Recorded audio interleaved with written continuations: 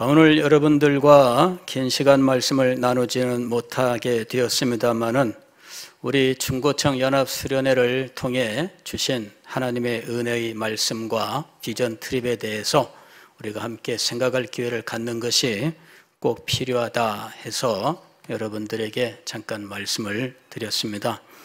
오늘 여러분들에게 전할 말씀은 진리를 위한 투쟁은 부흥의 기회이다 라는 것입니다.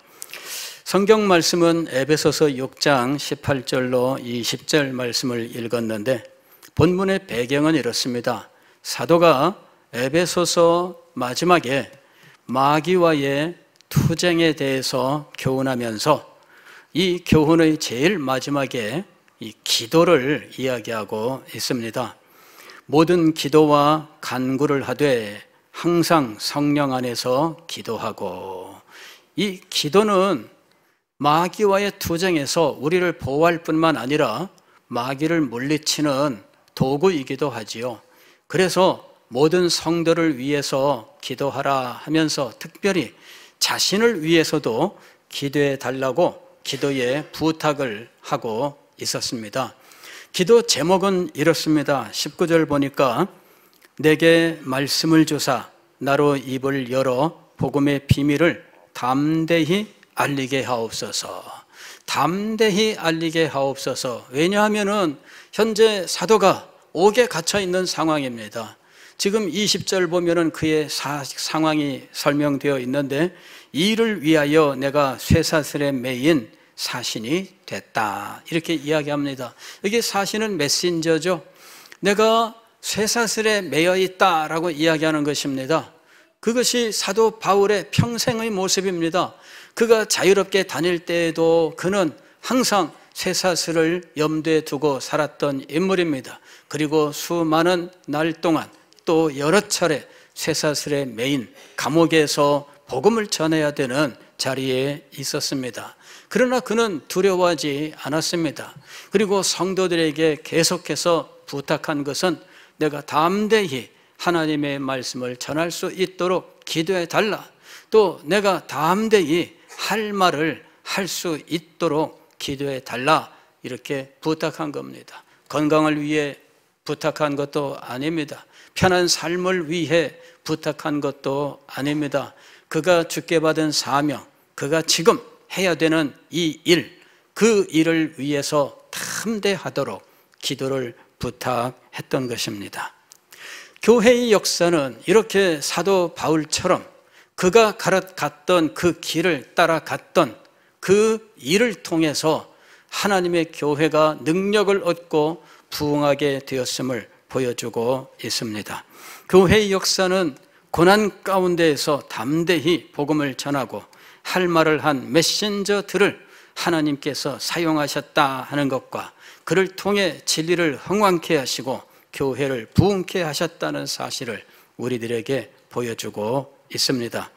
존 파이퍼 목사님이 영적 거장 특강 시리즈 제4권 Contending for All 이라고 하는 그 책에서 이렇게 이야기합니다. 이 제목은 우리의 모든 것을 위한 투쟁, 이렇게 번역할 수 있습니다. 우리의 모든 것이란 우리가 모든 것이라고 여기는 진리를 말하는 것입니다. 우리가 우리의 모든 것이라고 생각하는 그 진리를 위하여 투쟁하는 것에 대해서 말씀하는 책입니다. 거기서 그는 이렇게 이야기합니다. 우리의 모든 것이 위기에 처했을 때 비겁하게 피하지 말라. 우리의 모든 것, 즉 우리의 모든 것이 되는 진리의 위기가 찾아올 때 피하지 말라 이렇게 이야기하는 것입니다. 많은 사람들이 이야기합니다. 진리를 위한 논쟁은 교회 분열만 일으킬 뿐이다 라고 이야기합니다. 진리를 위한 논쟁은 사람들에게 교회를 피하게 만드는 요인이다. 그래서 이것이 교회 분열, 하나됨을 방해하고 전도하는데 방해가 된다. 이런 식의 이야기들을 하는 겁니다. 논쟁은 교회의 생명력을 사라지게 만든다. 또 이런 주장들도 있습니다. 그러나 파이퍼 목사님은 교회의 역사는 논쟁의 시대가 생명과 능력의 시대가 많았다라고 하는 것을 증언하고 있다고 이야기합니다. 논쟁이 없었다면 복음도 없었을 것이고 따라서 교회도 없었을 것이다.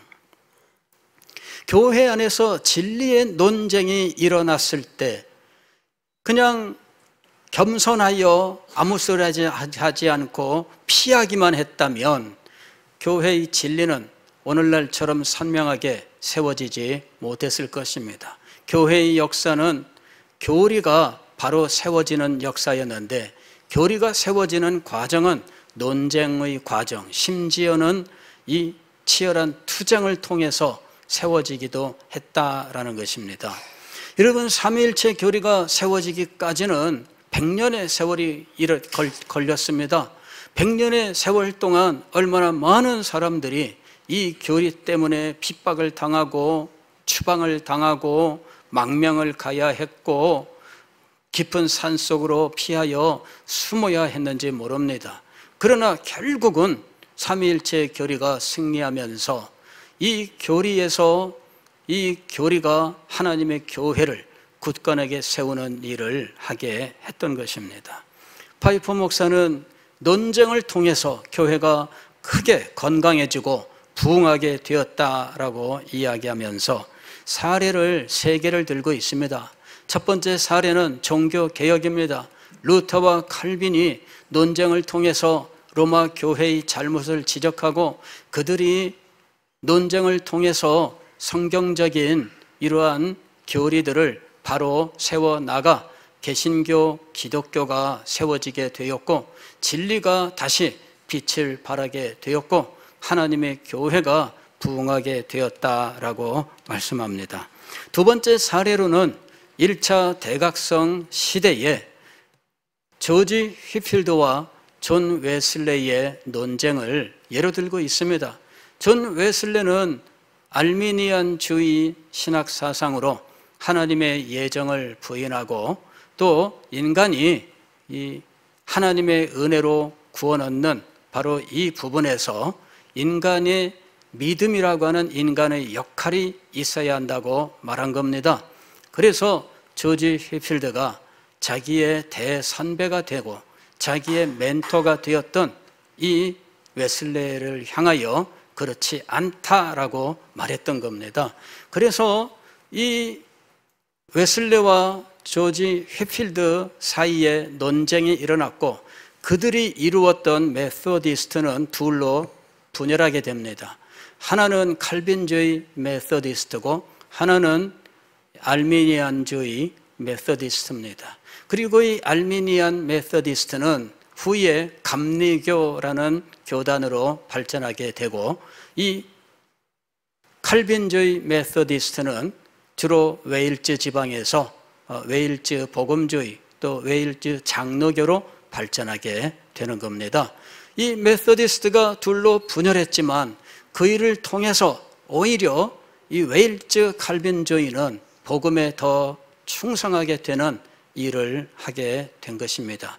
그러면서 이 칼빈주의 복음이 이 현대의 이 합리주의 시대에 오히려 신앙을 굳건하게 하는 역할을 하게 되는 것입니다.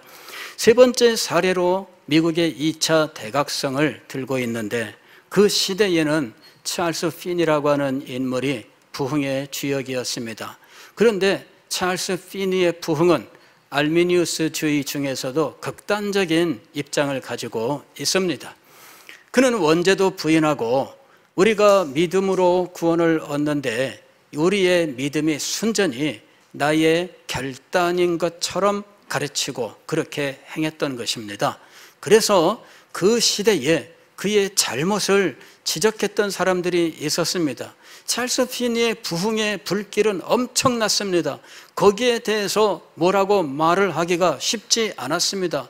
왜냐하면 한 번 집회에 10,000명, 20,000명씩 모이고 수많은 사람들이 회심했다고 주장하고 나오는데 거기에 대놓고 아니라고 말하는 것은 쉽지 않습니다. 그러나 그 시대에 아니라고 말한 사람들이 있었습니다.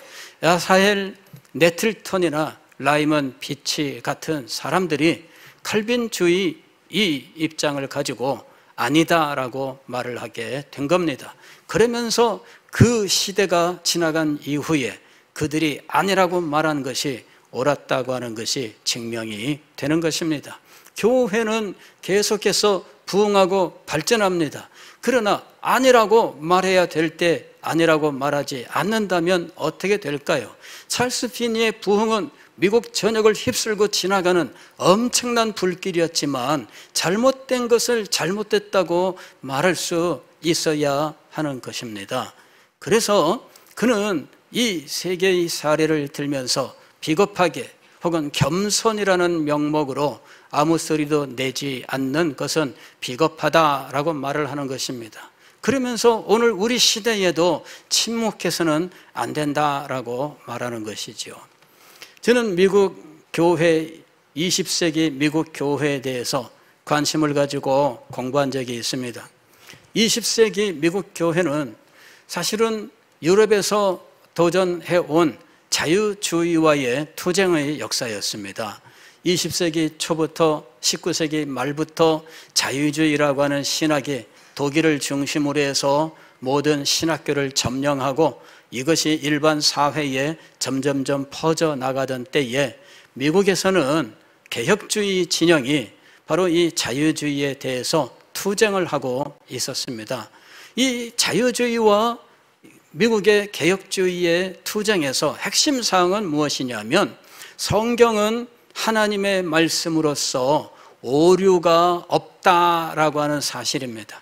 성경은 하나님의 말씀으로서 오류가 없다라고 하는 사실에 대해서 자유주의는 그렇지 않다. 성경은 인간의 글이며 성경은 많은 오류가 있어서 인간의 수정을 받아야 되는 것으로 주장을 한 겁니다. 그래서 그들은 가지 주장을 내세웠어요.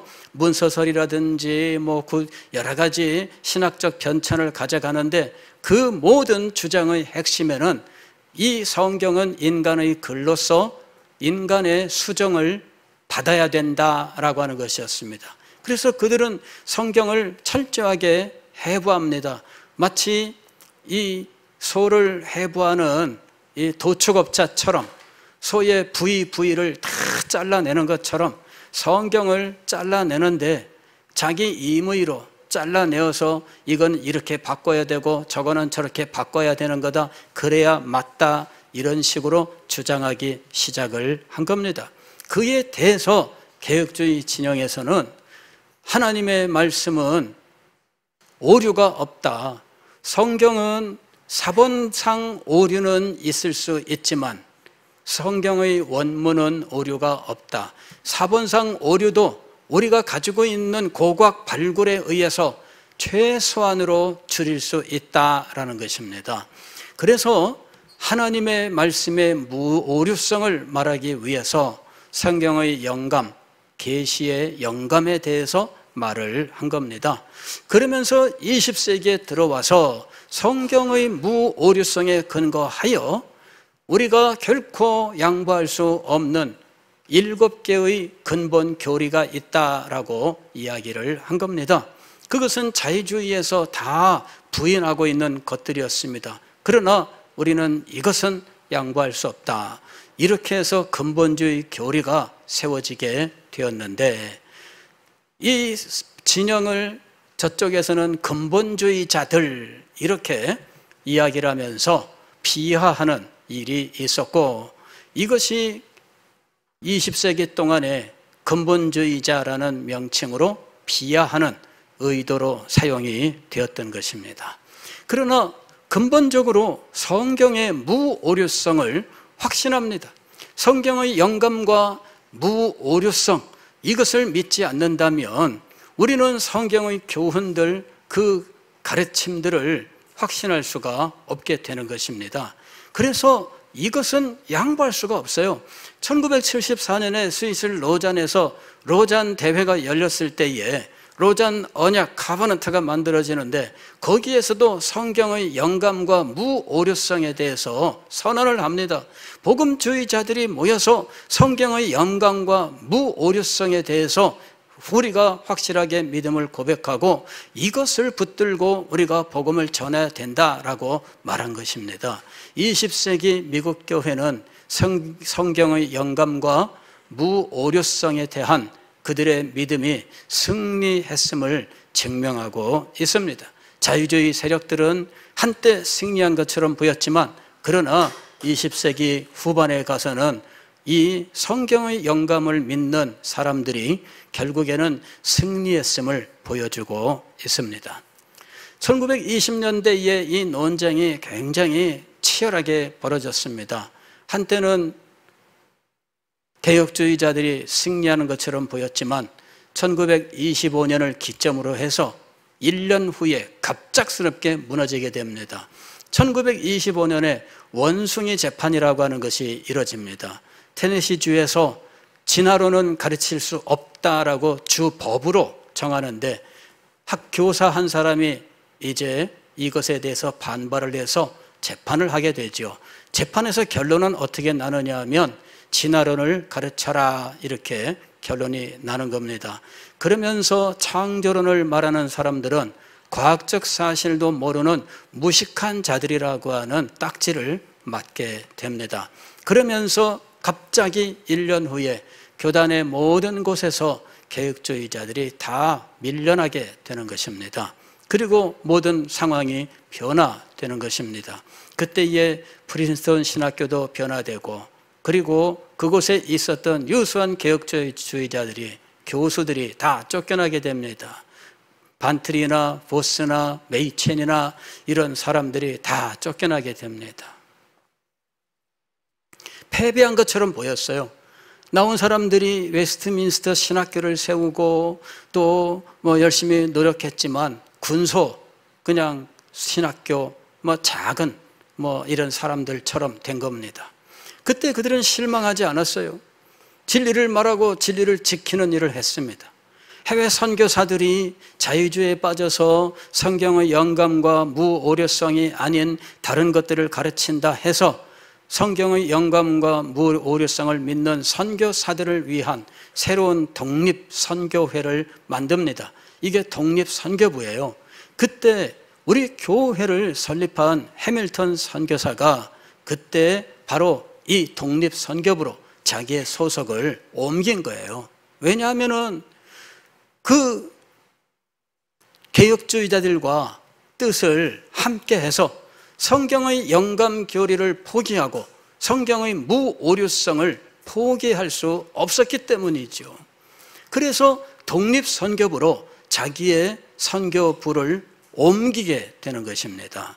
그리고 한국에서 그 당시에 일제 탄압 속에서 이제 장로교 총회가 신사참배는 우상숭배가 아니다라고 가결하던 그 총회 현장에서 항의하다가 일본 순사에게 끌려나가게 됩니다. 이후에 그는 조선 땅에서 추방을 당하게 되는 겁니다. 미국으로 돌아가서 교회를 섬기고 교단을 섬기다가 교단 총무 사역을 마치고 나서 그는 다시금 인생의 또 다른 그 사역을 위해서 한국으로 오는 거예요. 추방당했던 이 한국, 이제 일제 땅이 아닌 대한민국에 그분이 오셔서 부산에 1949년에 이제 부산항에 오게 되는 겁니다.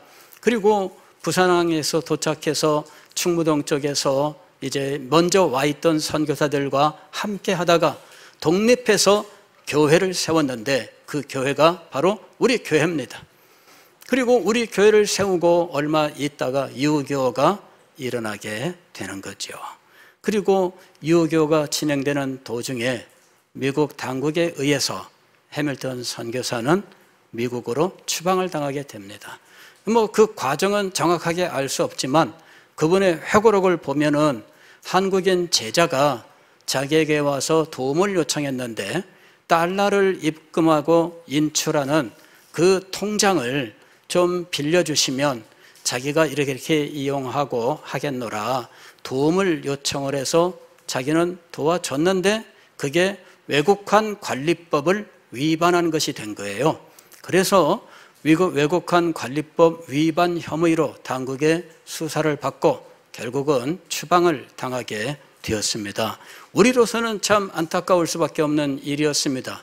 이분이 계속 계시면서 교회를 좀 더 바로 세울 수 있었으면 좋을 법했는데 그분이 그렇게 해서 추방을 당하고 난 다음에 우리 교회는 6.25의 그 와중에 그냥 피난민들과 또 이 전쟁 미망인들 이런 사람들이 오면서 이 교회는 갑작스럽게 성장하게 되었습니다. 요 가까운 곳에 모자원이 있었습니다. 전쟁 미망인들과 아이들이 있었는데 그분들이 우리 교회에 온 겁니다. 그래서 이 교회가 크게 부흥을 했지만 그러나 이 교회가 진리 위에 세워지는 이 일은 제대로 전수받지 못했던 겁니다. 전쟁 와중에 교회는 성장했는데 그러나 제대로 배우지는 못했던 겁니다. 전쟁이 끝나고 나서 우리 교회는 많은 어려움을 겪습니다. 짧은 시간 동안에 교역자가 4명, 5명이나 연달아 계속 갈려나가게 됩니다. 그리고 그 배후에는 항상 이단이라고 하는 용문산 이단이 자리 잡고 있었습니다. 용문산 이단이 우리 교회 안에 들어와 있었고 이 사람들이 용문산 파로 이 교회를 가지고 가기 위해서 늘 목사를 음해하고 문제를 일으키고 이래서 목사가 1년도 안 돼서 바뀌고 이렇게 됐던 겁니다. 그러는 동안에 하나님께서 이 교회를 지키시고 결국은 오늘까지 이어지게 되었던 것입니다.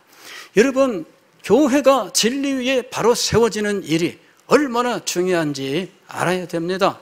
이 문제를 우리들이 외면하고 그냥 쉬운 게 쉬운 거고 좋은 게 좋은 거다 그렇게 해서는 안 되는 것입니다.